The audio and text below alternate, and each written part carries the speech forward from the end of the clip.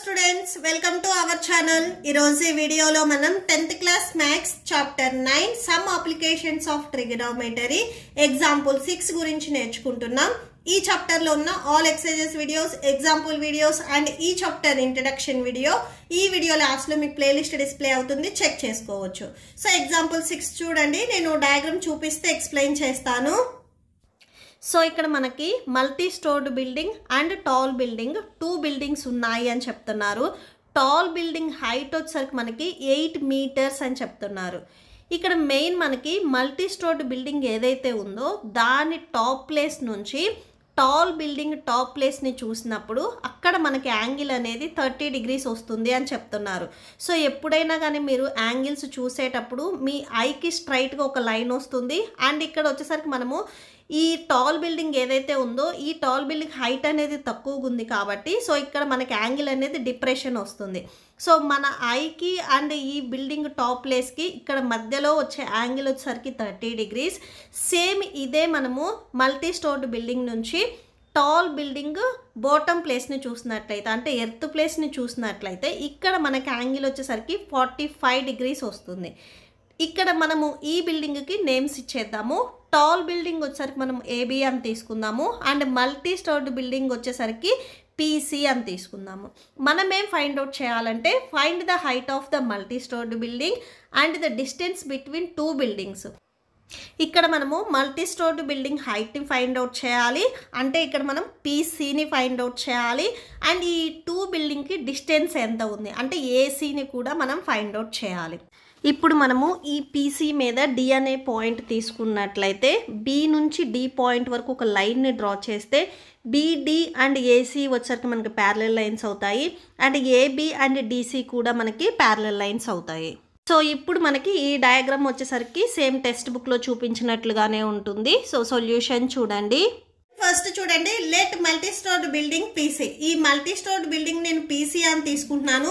ఈ PC height నే నేను హెచ్ అని తీసుకుంటున్నాను. అంటే పి నుంచి సి వరకు ఏదైతే డిస్టెన్స్ ఉందో ఈ టోటల్ డిస్టెన్స్ నేను హెచ్ మీటర్స్ అని తీసుకుంటున్నాను.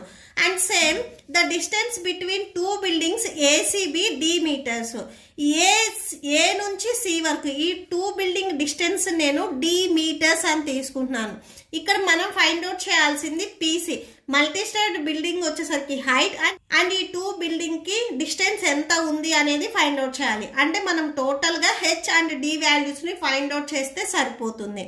అండ్ నెక్స్ట్ వచ్చేసరికి మనకి గివెన్ క్వశ్చన్ లోనే ఏబి ఈ టాల్ బిల్డింగ్ హైట్ వచ్చేసరికి మనకి 8 మీటర్స్ అని చెప్తున్నారు. ఓకే, అండ్ ఇక్కడ మీరు అబ్జర్వ్ చేసినట్లయితే ఏబి అనేది 8 మీటర్స్ అయితే ఈ ఏబి అండ్ డిసి వచ్చేసరికి ప్యారలల్గా ఉన్నాయి కాబట్టి డిసి కూడా మనకి 8 మీటర్స్ అవుతుంది.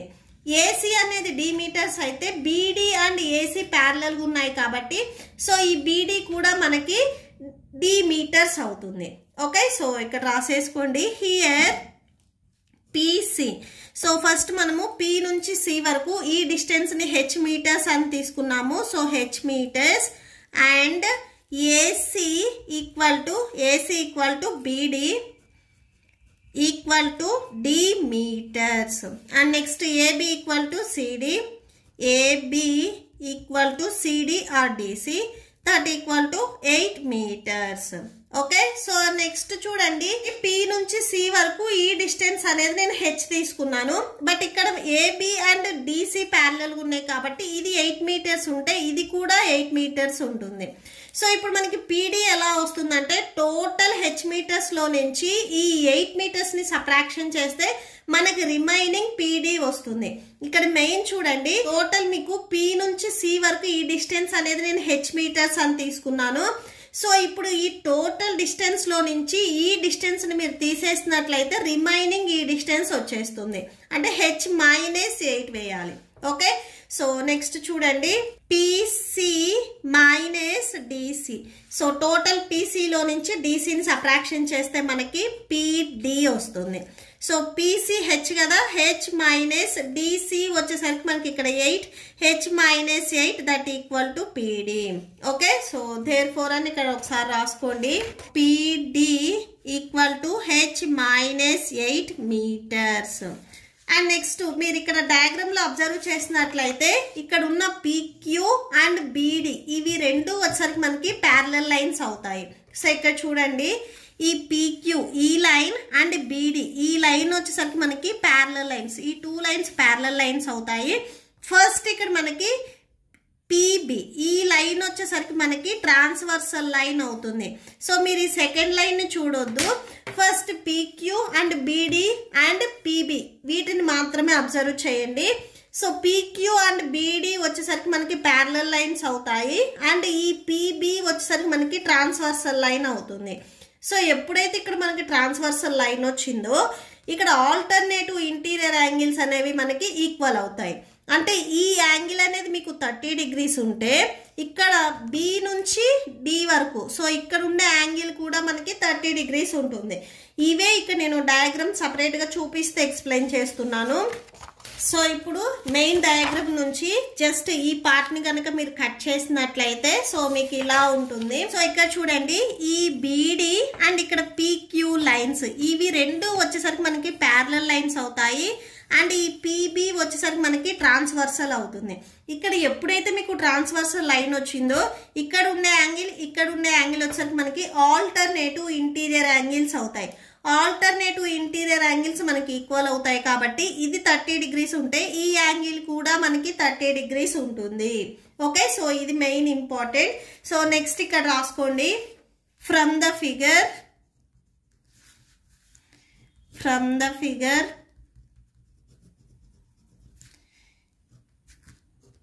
PQ and BD are parallel lines. PB is transversal.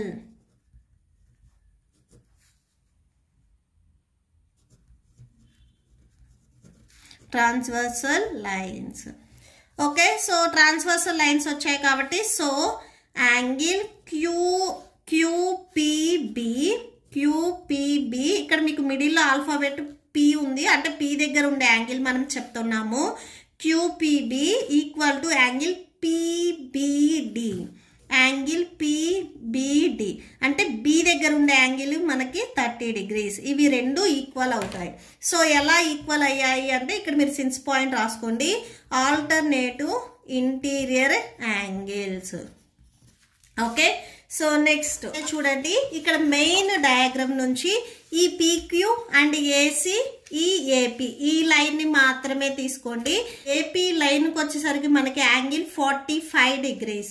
Okay, so ఇక్కడ అబ్జర్వ్ చేసినట్లయితే మీరు ఈ ఏసీ అండ్ ఈ క్యూపీ కూడా సేమ్ మనకి ప్యారలల్ లైన్స్ అవుతాయి. ఏపీ అనేది ట్రాన్స్వర్సల్ అవుతుంది. సో మీకు ట్రాన్స్వర్సల్ లైన్ వచ్చింది అంటే ఇక్కడ ఉండే యాంగిల్ అనేది మనకి ఆల్టర్నేటివ్ ఇంటీరియర్ యాంగిల్స్ అవుతాయి. So alternative interior angles equal అవుతాయి కాబట్టి మనకి ఈ యాంగిల్ కూడా 45 degrees ఉంటుంది. ఓకే, సో నెక్స్ట్ అది రాసుకోండి, also PQ and AC are parallel lines.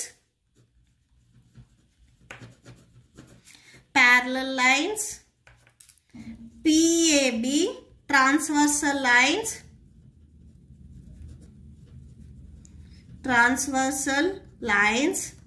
So transversal lines అయ్యాయి కాబట్టి angle QPA equal to angle PAC equal to 45 degrees. So ఇక్కడ కూడా సేమ్ రాసుకోండి, since alternative interior angles equal. Okay, so according to the question, so in triangle PBD, so ఇక్కడ చూడండి, according to the question in triangle PBD, so ఇవి మాత్రమే చూడండి PBD. So ఈ triangle ఇక్కడ నేను మళ్ళీ ఒకసారి రఫ్ డయాగ్రామ్ డ్రా చేస్తున్నాను. డి ఇప్పుడు మనకి ఇక్కడ యాంగిల్ వచ్చేసరికి 30 వచ్చింది చూడండి ఇక్కడ. సో 30 రాసుకోండి. ఇప్పుడు మీరు ఇక్కడ అబ్జర్వ్ చేసినట్లయితే ఇది మనకి హైపోటెన్యూస్ అవుతుంది. ఈ ఎల్ షేప్ కి మీకు ఆపోజిట్ లో ఉండే సైడ్ ఎప్పుడు మనకి హైపోటెన్యూస్ అవుతుంది. అండ్ నెక్స్ట్ ఇక్కడ మనం యాంగిల్ 30 గురించి చెప్తున్నాం కాబట్టి ఈ యాంగిల్ కి టచ్ అయ్యే ఈ 2 సైడ్స్ మనకి అడ్జసెంట్ అవుతాయి.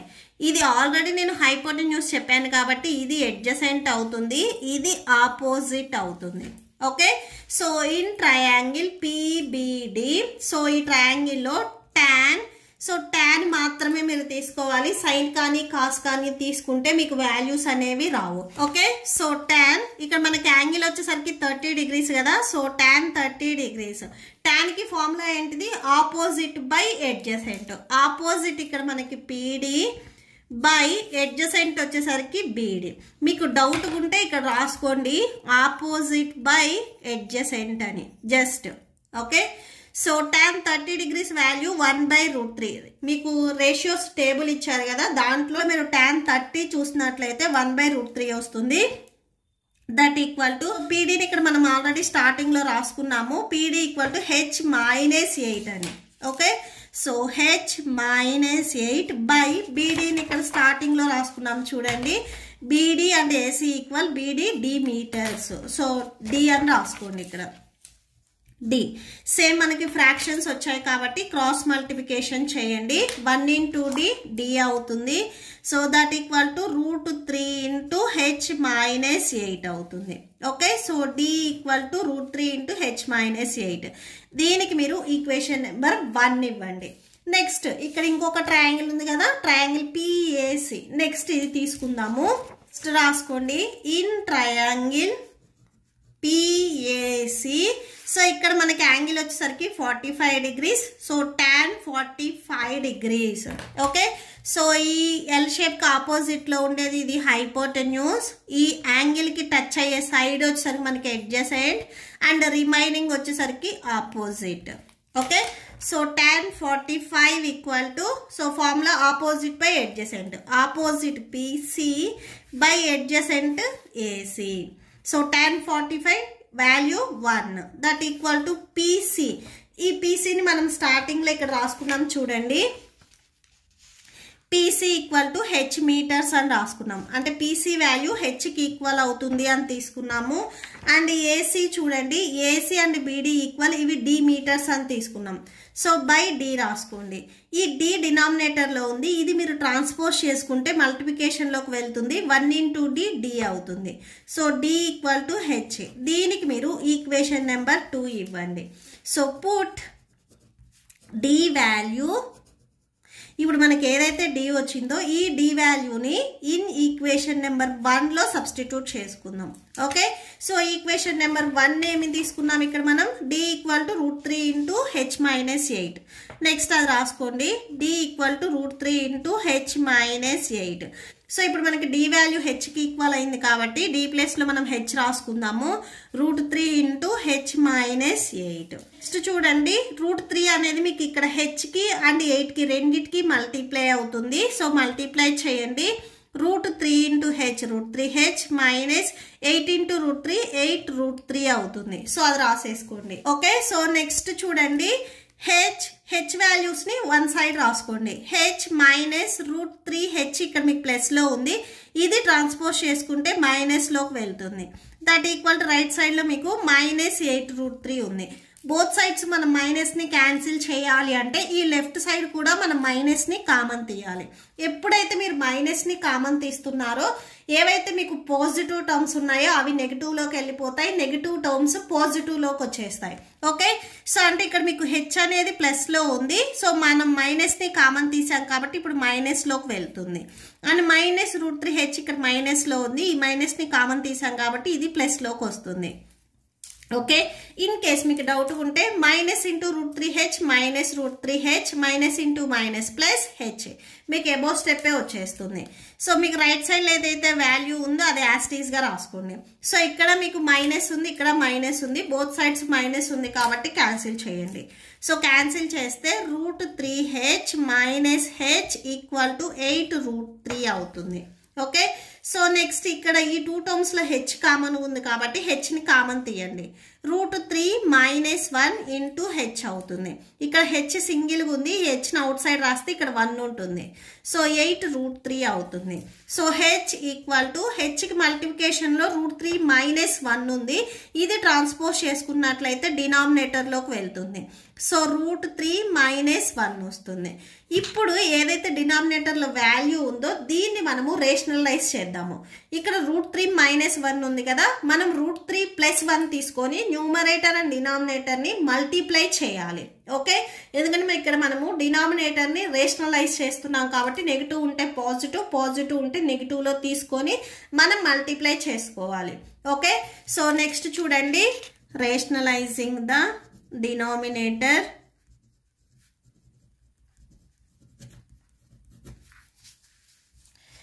సో ఫస్ట్ ఇక్కడ మనకి హెచ్ వాల్యూ ఏమొచ్చింది, 8√3 బై √3 మైనస్ 1 వచ్చింది. సో రేషనలైజ్ చేస్తున్నాం కాబట్టి నెగిటివ్లో ఉంటే పాజిటివ్ తీసుకోవాలి, సేమ్ వాల్యూనే. సో √3 ప్లస్ 1 అవుతుంది. So that equal to into √3 plus 1 whole by. So next చూడండి, ఇది ఏ మైనస్ బి ఇంటూ ఏ ప్లస్ బి ఈ మోడల్లో ఉంది. ఏ మైనస్ బి ఇంటూ ఏ ప్లస్ బి ఈ మోడల్లో ఉంటే మనం ఏ స్క్వేర్ మైనస్ బి స్క్వేర్గా రాసుకోవచ్చు. ఏ ప్లస్లో √3 ఉంది అండ్ బి ప్లస్లో 1 ఉంది.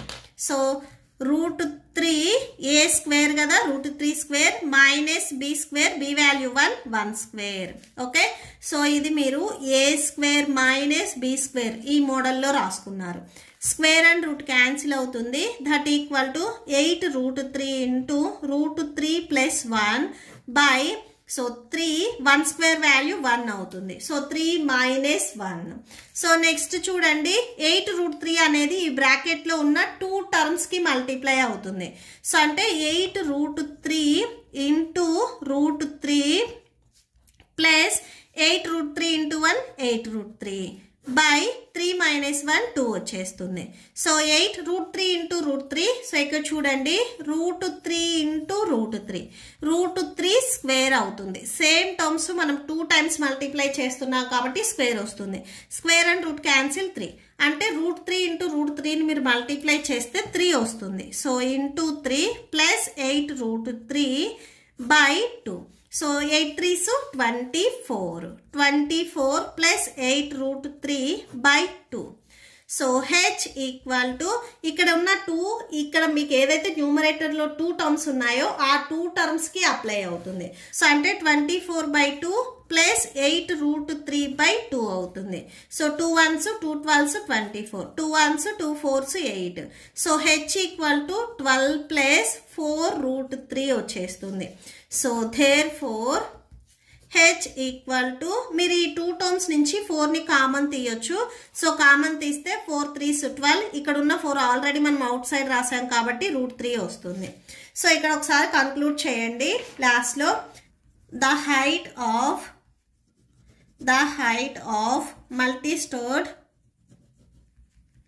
multi-stored building,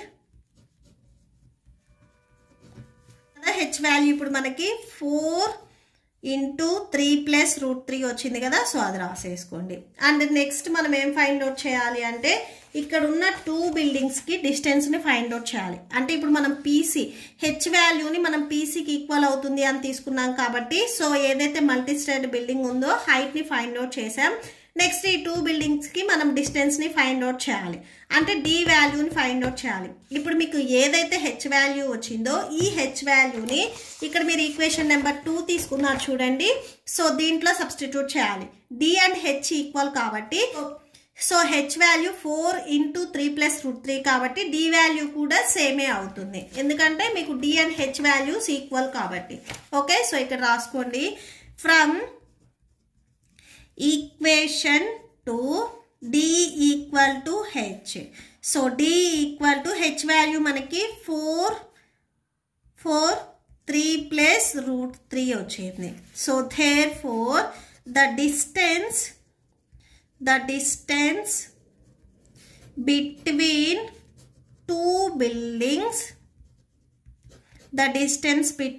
2 buildings, 4 3 plus √3. Okay, so that's it. మీకు ఈ వీడియో నచ్చితే ప్లీజ్ లైక్ చేయండి, మీ ఫ్రెండ్స్కి షేర్ చేయండి అండ్ మన ఛానల్ని సబ్స్క్రైబ్ చేసుకోండి. ఇప్పుడు మీకు ఈ వీడియో లాస్ట్లో ఈ chapter playlist and next example video and exercise video display అవుతే చెక్ చేసుకోవచ్చు. Thank you and thanks for watching.